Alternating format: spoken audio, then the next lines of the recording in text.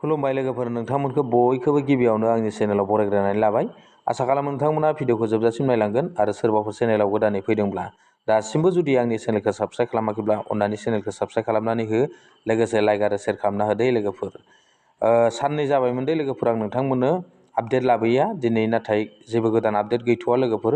अब्लाबो नोंथांमोननो मैयानि जि candidate declare होनाय बा केन्डिडेट नमिनेसन होनायाव बबे पार्टिनिफ्राय सोर केन्डिडेटखौ बबे एरियायाव बा बबे समस्थियाव सायख'नाय जाखो बेखौ आं नोंथांमोननो फोरमायहरनो दे लोगोफोर। नोंथांमोना भिडिअखौल' जोबजासिम नायलांबानो जाबाय आरो लोगोफोर।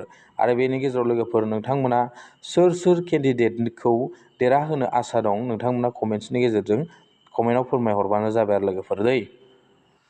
गिबियावनो गसाइगावआव नै लोगोफोर, गसाइगावनिफ्राय UPPL केन्डिडेट हिसाबै नैबेवहाय बिथांमोना सायख'नानै लादों। सोरखौ सायख'दों नायबानो जाबाय लोगोफोर। आनन्द बसुमतारी बेखौ मानि केन्डिडेट UPPL नि केन्डिडेट हिसाबै बिथांमोना सायख'दों आरो लोगोफोर। आरो बेनि हेंथायैनो BPF नि केन्डिडेट बेवहाय सभाराम बसुमतारी बेखौ BPF नि केन्डिडेट हिसाबै सायख'दों दे लोगोफोर।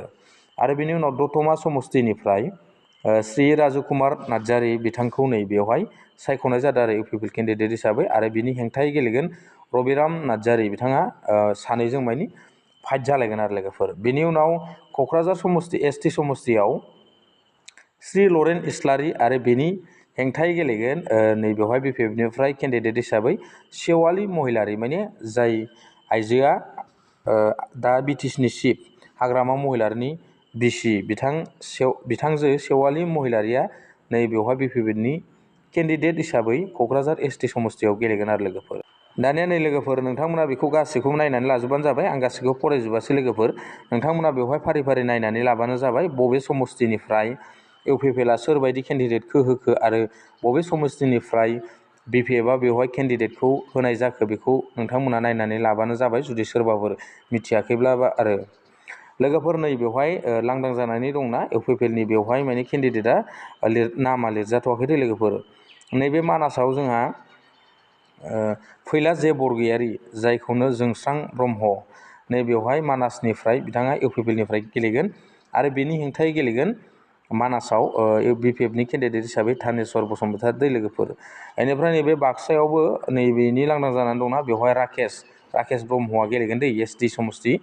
बे बाक्सायाव बिथाङा UPPL नि जानानै गेलेगोन आरो।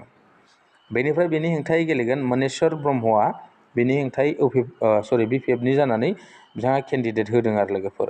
दा बेवहाय आरो तामुलपुर एरिया दै लोगोफोर, नै तामुलपुर एरिया ST आव आगुनि जि चिफ अर्थात CM BTC नि बिथां प्रमद बर' बिथाङा गेलेगोन। बेनिफ्राय बिनि हेंथायै गेलेगोन BJP निफ्राय खोनानो मोन्दों लोगोफोर, बेवहाय बिश्वजित दैमारिनि हेंथायै गेलेगोन आरो बिथाङा। मानि जोबोद इन्टारेस्टिं जागोन एबारनि इलेक्सना। आरो नैयाव गरेस्वरावबो दं नै लोगोफोर, गरेस्वरावबो नैबेवहाय BPF केन्डिडेट होआखै, बेवहाय खोनानो मोन्दों BJP नि केन्डिडेट दं होननानै आरो लोगोफोर दै।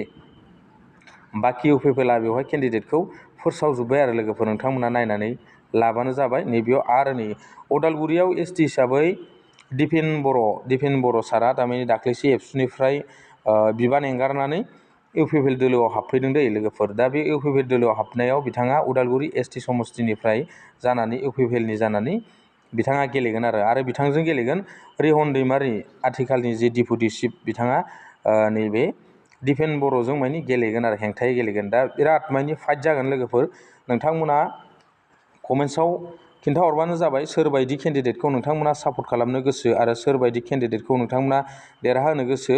उदालगुरि ST समस्तिनि जाय बिथांमोना गोलैयो दै, बिथांमोना बेवहाय कमेन्ट खालामनानै खिन्थाहरबानो जाबाय नोंथांमोना सोरबायदि केन्डिडेटखौ बांसिन अनसायो आरो हारिनि आरो जाथिनि सोरबायदि केन्डिडेटआ मावलांगोन बेखिनिखौ नोंथांमोना नैबे कमेन्ट बक्सआव माने सोरबायदि केन्डिडेटखौ सायख'नो गोसो बेखौ लिरनानै हरबानो जाबाय आरो लोगोफोर दै। बेनिफ्राय माजबाटआवबो दं नै श्री रबीन्द्र बसुमतारी नै, आरो बेनिफ्राय बेनि हेंथायै गेलेगोन नै चरन बर' दै लोगोफोर। बिथांमोनाबो बिराद मानि जिदा जागोन आरो लोगोफोर दै। दा बेनि गेजेरावनो सोरबाफोर माजबाटनि दंब्लाबो नोंथांमोना कमेन्ट्स खालामनानै खिन्थाहर सोरबायदि केन्डिडेटखौ नोंथांमोना हास्थायो आरो। नैबेवहाय रबिन्द्र बसुमतारिया जादों इउपिपिएलनि केन्डिडेट, बेनिफ्राय सरन बर'आ जादों बिपिएफनि केन्डिडेट दे लोगोफोर। दा बेनि गेजेराव नोंथांमोना कमेन्ट्स खालामलायनानै खिथाहरबानो जाबाय सोरबायदि केन्डिडेटखौ नोंथांमोना बांसिन सापर्ट खालामनो गोसो आरोना, आरो सोरबायदि केन्डिडेटआ जोंनि बर' हारिनि जाथिनि बा जोंनि बिटिसिखौ डेभेलप खालामनायाव बांसिन खामानि मावगोन बेफोरखौ माने नोंथांमोना सायख'लायनानै कमेन्ट्स बक्सनि गेजेरजों नोंथांमोना फोरमायहरबानो जाबाय दे लोगोफोर। आं बेखिनिखौ नोंथांमोननो दिनै फोरमायबाय, जेबो गोदान आपडेट गैया लोगोफोर। बेखायनो दाथ' जोंना आसाम एसेम्बलि इलेक्सन जानो थांगासिनो दङ, बेनिखायनो आसामाव दा रावबो सरकार गैथ'वा, सरकार गैथ'यैखाय जेबो आसनि गैथ'थारा दे लोगोफोर। आं बेखौ नोंथांमोननो फोरमायहरखाबाय। बेनिखायनो नोंथांमोना नैबेयाव आं दिनै नोंथांमोननो सुंद' आपडेटसो लानानै फैदों लोगोफोर।